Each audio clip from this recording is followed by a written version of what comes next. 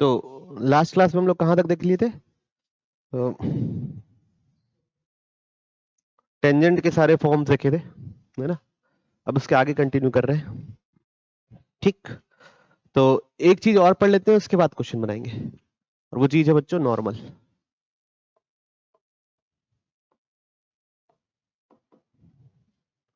वो चीज क्या है? नॉर्मल। अब नॉर्मल क्या होता है? ठीक, तो पहले एक सर्कल बना लेते हैं, है ना? फिर एक टेंजेंट बना लिए,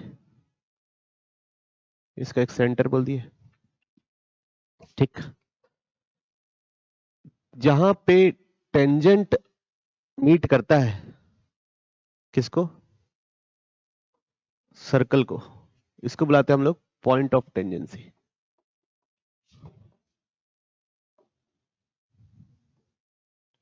क्या बुलाते हैं? Point of tangency. ये टेंजेंट हो गया। ठीक, अब इसी जहां पे पॉइंट पे, जहां पे टेंजेंट है, वहां पे हम एक परपेंडिकुलर लाइन ड्रॉ कर दें। जहां पे टेंजेंट है वहां पे क्या ड्रॉ कर दे? एक परपेंडिकुलर लाइन ड्रॉ कर दे। तो उसको क्या बोलते हैं? नॉर्मल। ओके, तो नॉर्मल के बारे में क्या लिखेंगे? तो normal is a line perpendicular to the tangent at the point of tangency। ठीक है, normal is a line perpendicular to tangent at the point of tangency।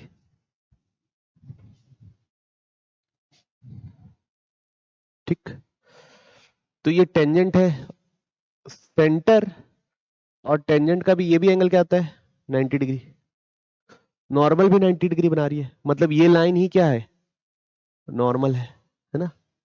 तो ये एक सर्कल की खास बात है। किसकी खास बात है? सर्कल की। तो in a circle, in a circle normal always passes through the center।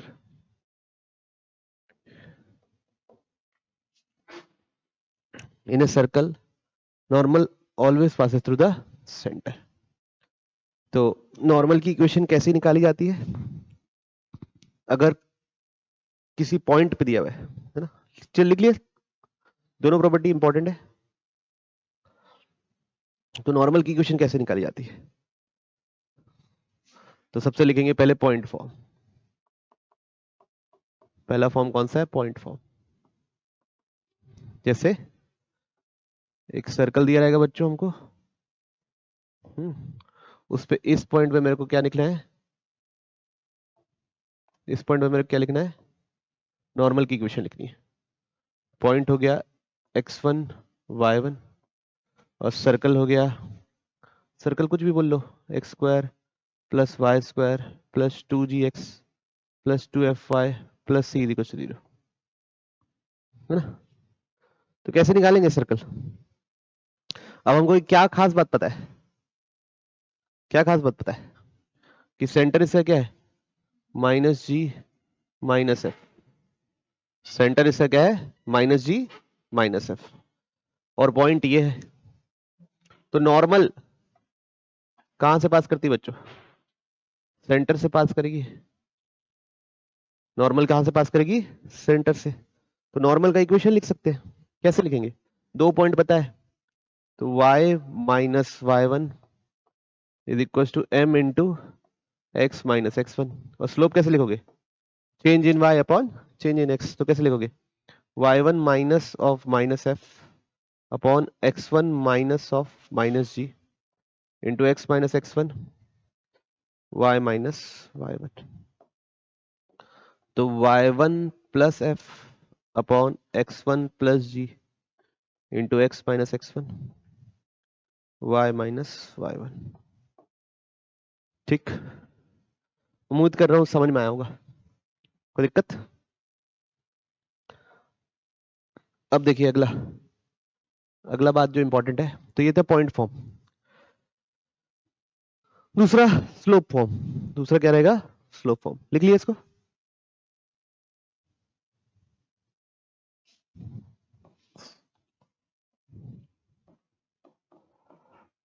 Slope form मतलब आपको स्लोप दे दिया रहेगा।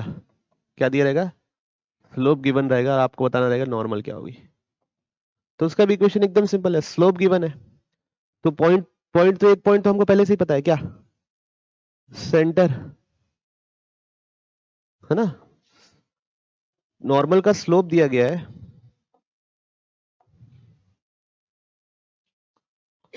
है ना? ओके,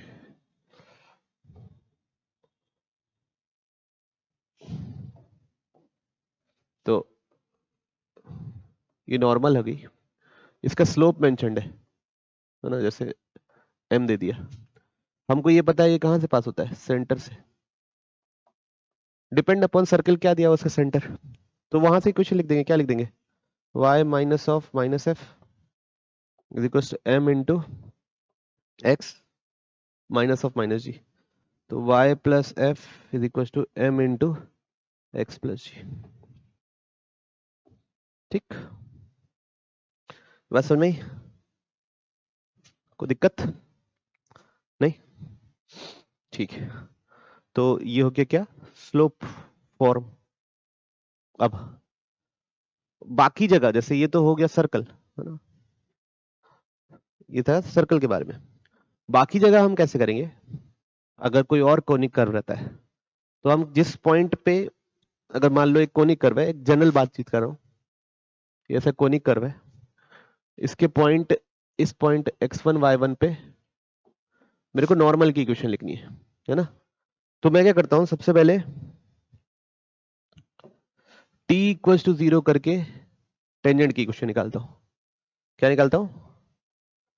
लीनियराइज करके टेंजेंट की इक्वेशन निकालता हूं। फिर वहां से ना मेरे को टेंजेंट की इक्वेशन पता चलती है, मतलब टेंजेंट का स्लोप पता चल जाता है। टेंजेंट का स्लोप पता चल जाता है तो वहां से मेरे को किसका स्लोप पता चल जाता है? नॉर्मल का। वो क्या होता है? Negative reciprocal of slope of tangent. अब क्या, नॉर्मल का स्लोप पता चल गया और क्या पता है? पॉइंट पता है, तो नॉर्मल की इक्वेशन ऑब्टेन कर लेता हूं। ओके, तो ये प्रोसेस किसके लिए फॉलो करते हैं? बाकी कोनिक कर्व्स के लिए, है ना? तो सर्कल के लिए भी ये चीज इस्तेमाल कर सकते हैं, लेकिन सर्कल की एक खास बात है, सर्कल में क्या होता है? ठीक, सर्कल पे सेंटर से पास होता है नॉर्मल। ओके, तो उस चीज का अपन फैक्ट इस्तेमाल करते हैं। अगला पॉइंट लिखने वाले बच्चों हम लोग,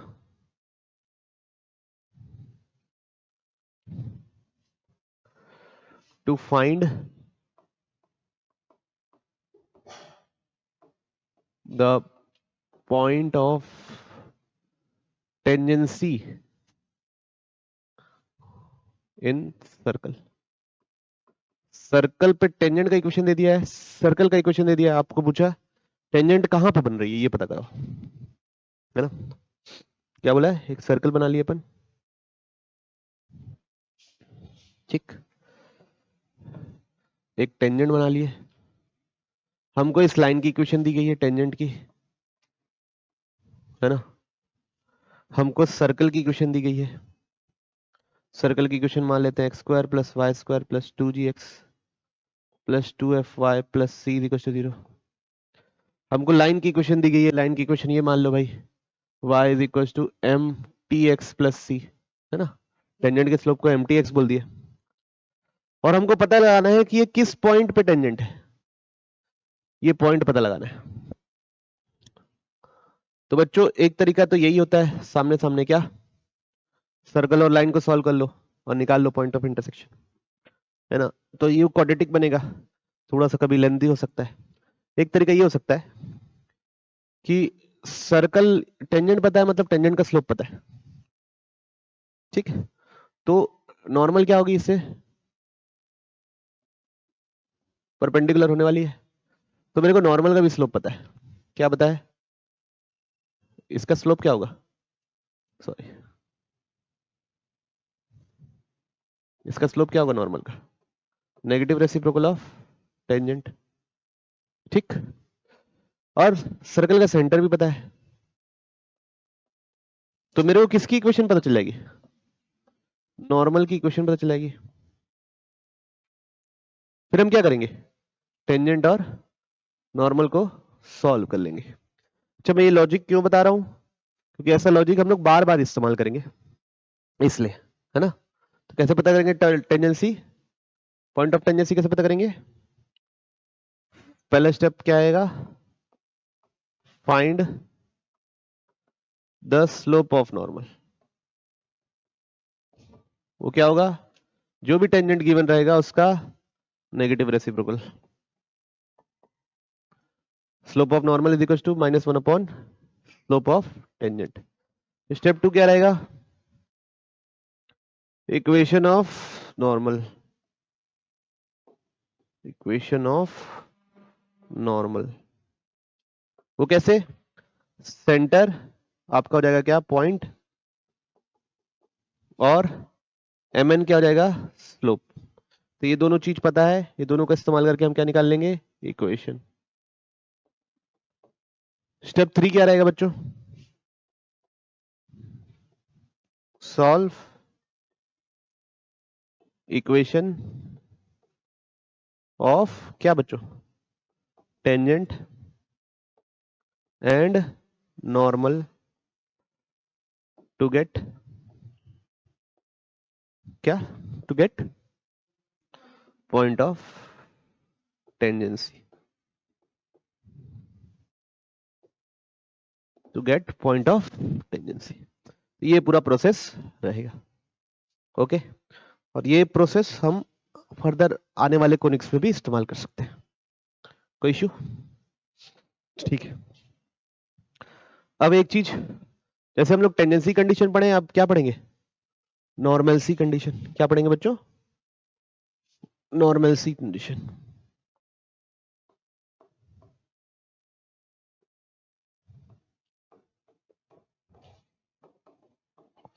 ठीक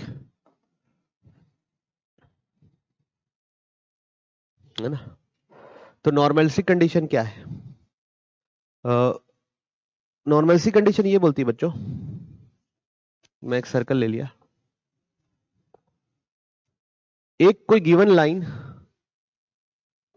नॉर्मल कब होगी, एक लाइन गिवन है, मान लो y is equal to M x plus c, ये नॉर्मल कब होगी हमारी लाइन के लिए, कब होगी बच्चों, it will be a normal if it satisfies the क्या, सेंटर ऑफ सर्कल।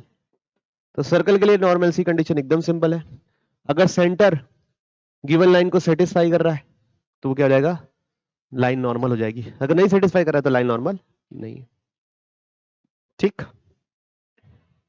कोई दिक्कत, एक बार ना हम लोग उसको भी रीइंस्टेट कर रहे हैं, किसको,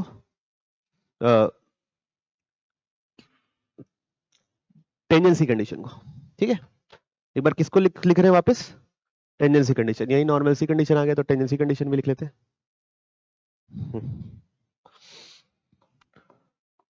टेंजेंसी कंडीशन एक बार लिख चुके हैं पहले, यहां थोड़ा सा अलग से भी लिखेंगे। तो एक सर्कल मान लिया मैं, है ना, अगर यहां पे मैं एक टेंजेंट बनाता हूं और सेंटर हो गया मेरा, है ना। अच्छा, सर्कल इस बार लिख लेता हूं, X square plus Y square is equal to are square लिख लिया, कोई भी सर्कल हो, चेंजेस तो, और ये line y is equal to M x plus c बोल दिया। तो ये लाइन सर्कल के लिए टेंजेंट कब होगी, पहला तो एक ज्योमेट्रिकल से लिखे थे, ज्योमेट्रिकल रिजल्ट लिखे थे, क्या याद होगा आप लोग तो? इफ क्या परपेंडिकुलर डिस्टेंस किसके बराबर हो, आर के बराबर हो। परपेंडिकुलर डिस्टेंस फ्रॉम क्या, distance from centre is equal to क्या, रेडियस। तब आप क्या बोल सकते हो कि ये टेंजेंट। ठीक है, एक तो ये था।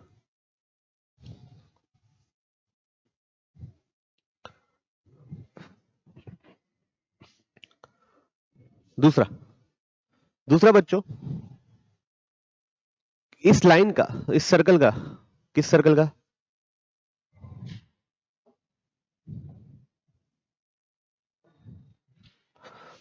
X square plus Y square is equal to are square का सर्कल का कोई भी टेंजेंट किस फॉर्म का होता है, y is equal to M x plus minus are under root 1 plus M square, है ना। स्लोप फॉर्म यही होता है बच्चों। तो मेरी लाइन क्या है, मेरी लाइन क्या है बच्चों, y is equal to M x plus c. तो अगर c, if c is equal to plus minus are under root 1 plus M square, if c is equals to plus minus r under root 1 plus m square, then line is a tangent to the circle। बच्चों ये बहुत important है, इसको remember रखो, ठीक। क्योंकि y same है, x के साथ कोफिशिएंट सेम है, तो c किसके बराबर होगा, वो तभी वो टेंजेंट कहलाएगी। इसको बोलते हैं हम लोग टेंडेंसी कंडीशन। किसके लिए, सर्कल के लिए, इसके लिए। अब बच्चों एक और टाइप का सर्कल लिख लेते हैं। कौन सा सर्कल, x माइनस अल्फा का whole square plus y minus beta का whole square is equal to are square. तो इसके लिए टेंजेंट की इक्वेशन क्या हो जाती है बच्चों, अगर आपको याद हो तो, y minus beta is equal to M X minus alpha plus minus are under root 1 plus M square. ठीक, अब इधर y एम एक्स, ये उधर जाके प्लस बीटा हो जाएगा बच्चों, minus M alpha plus minus are under root 1 plus M square. Clear. तो अगर मैं कंपेयर करूं किसको, y is equal to M x plus c को, तो अगर आप देखेंगे तो c बराबर क्या दिख रहा है इस बार, तो ये हो जाएगी ऐसे वाले सर्कल के tangency condition. If c is equal to beta minus M alpha plus minus are under root 1 plus M square, तो ये किस किस सर्कल की है, शिफ्टेड सर्कल की टेंजेंसी कंडीशन है, लाइन टेंजेंट होने के लिए। तो बच्चों ये दोनों, ये तो पूरा याद ही होना चाहिए हमेशा, और ये यहां से कैसे निकला वो आपको पता होना चाहिए, ठीक। तो मैं होपफुल हूं कि यहां तक आप लोगों को क्लियर होगा।